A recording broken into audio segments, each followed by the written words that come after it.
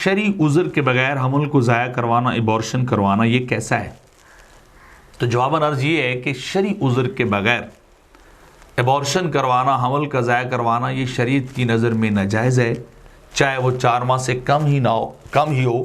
یعنی 4 ماہ سے پہلے 4 ماہ کے بعد تو بالاتفاق سارے کہتے ہیں وہ قتل کی طرف چلا جاتا ہے، چونکہ 4 ماہ کا جب بچہ ہو جائے یعنی ماں کے پیٹ میں،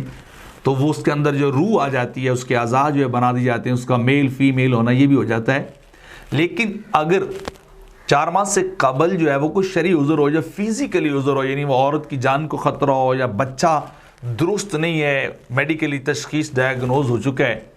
کہ یہ بچے کی دماغ نہیں ہے یا کوئی اور اس کے اندر نقص پیدا ہو چکا ہے، تو پھر تو اجازت ہے کہ 4 ماہ سے قبل آپ جو ہے اس بچے کو ابارشن کروا سکتے ہیں۔ لیکن اگر ایسا کوئی نہ ہو، صرف شوقی ہو، تو پھر اس کا بہترین طریقہ یہ کہ آپ مانع حمل چیزیں جو ہے وہ استعمال کر لیں،